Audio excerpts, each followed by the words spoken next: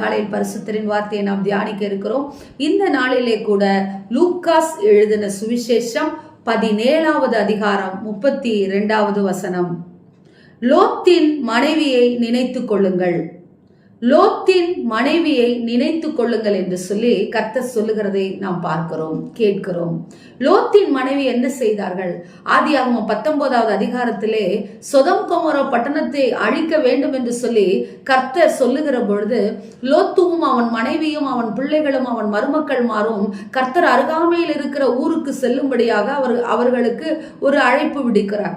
அவர்கள் செல்லுகிறார்கள், பட்டணத்தை விட்டு வெளியே செல்லுகிறார்கள். சொதோம் கொமோரா பட்டணத்தை விட்டு அவர்கள் வெளியேறுகிறார்கள். ஆனால் லோத்தினுடைய மனைவியுடைய இருதயத்திலோ அந்த பட்டணம் அப்படியே இருக்கிறது, வெளியே வரவே இல்லை. கால்கள் வெளியே வருகிறது, இருதயம் அந்த பட்டணத்தை குறித்தே நினைத்து கொண்டிருக்கிறது. ஏன்? சோதம் கொமோரா பட்டணம் தேவனுடைய அழிவுக்கு முன்பாக ஏதேன் தோட்டத்தை போல் இருந்தது என்று சொல்லி நாம் பார்க்கிறோம், வேதத்திலே வாசிக்கிறோம். அந்த ஏதேன் தோட்டத்தை விட்டு வர மனசில்லை. இரண்டாவது, அவர்கள் தேவன் நிச்சயம் அழிப்பாரா? தேவன் நிச்சயம் இந்த சொதோம் கொமோரா பட்டணத்தை அழிப்பாரா? நாம் பின்னிட்டு பார்த்தால் என்ன காரியம் என்று சொல்லி கூட அவங்க நினைத்திருக்கலாம். இன்றைக்கு தேவ ஜனமே, ஆண்டவர் நம்மை சொல்லுகிறார், ஒரு ஆலோசனை கொடுக்கிறார். லோத்தின் மனைவியை நினைத்து கொள்ளுங்கள்.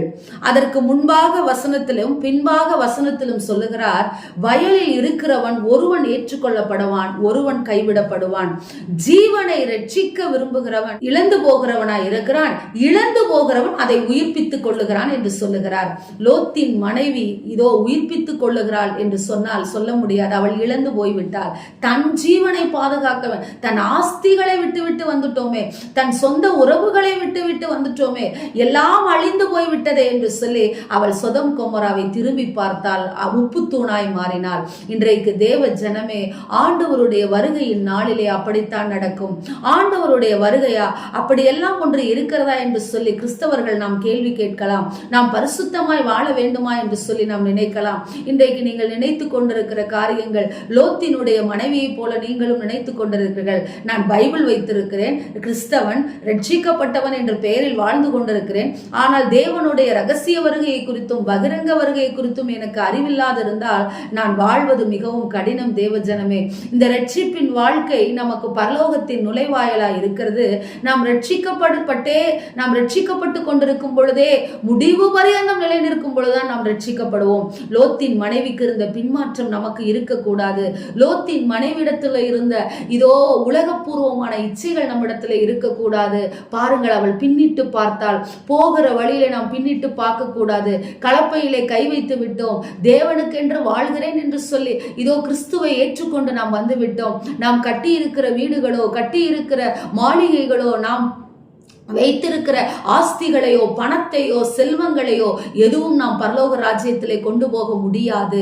நம்முடைய கிரியைக்கு தக்க பலன் தேவனை யார் என்று சொல்லி பிறருக்கு சொல்லி அவர்களுக்கு நாம் காட்டி கொடுக்கிற அந்த ஆத்துமாக்கள், தேவனிடத்தில் அன்பாய் இருக்கும்படியாக நாம் உலகத்தில் சம்பாதித்த ஆத்துமாக்கள், இதைத்தான் நாம் மேலே கொண்டு போக முடியும்.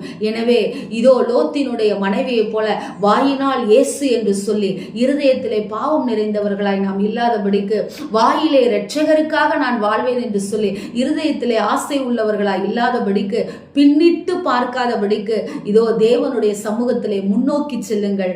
நிச்சயம் கர்த்தர் பெரிய காரியங்களை செய்வார். ஆமேன், ஸ்தோத்திரம். எங்களை நேசிக்கிற எங்கள் நல்ல தகப்பனே, இந்த நாளிலே நீர் எங்களோடு கூட பேசி இருக்கிறீர் ராஜா. லோத்தின் மனைவியை போல நாங்கள் பின்னிட்டு பார்த்து உப்பு தூணாய் மாறாதபடிக்கு எங்கள் விசுவாச வாழ்க்கையிலே உம்மை நாங்கள் அப்பா பின்பற்றி செல்ல கர்த்தர் கிருபை கொடுங்க. அவள் பட்டணத்தை விட்டு வெளியே வந்தால் தன் இருதயத்திலே அந்த பட்டணத்தை விடாதபடிக்கு பிடித்து கொண்டிருந்ததை போல ராஜா, நாங்களும் அப்பா இதை விடுகிறோம் அதை விடுகிறோம் என்று சொல்லி பொருத்தனை செய்து மீண்டுமாய் அந்த பாவ காரியங்களை நாங்கள் செய்யாதபடிக்கு முழுமையான விடுதலையை நீர் எங்களுக்கு தரும்படியாக நாங்கள் சுபிக்கிறோம். இயேசுவின் நாமத்தில் இந்த அபிஷேகத்தை, இந்த வல்லமையை நாங்கள் பெற்றுக்கொள்ளுகிறோம் நல்ல பிதாவே. ஆமேன். Praise the Lord. ஹல்லேலூயா.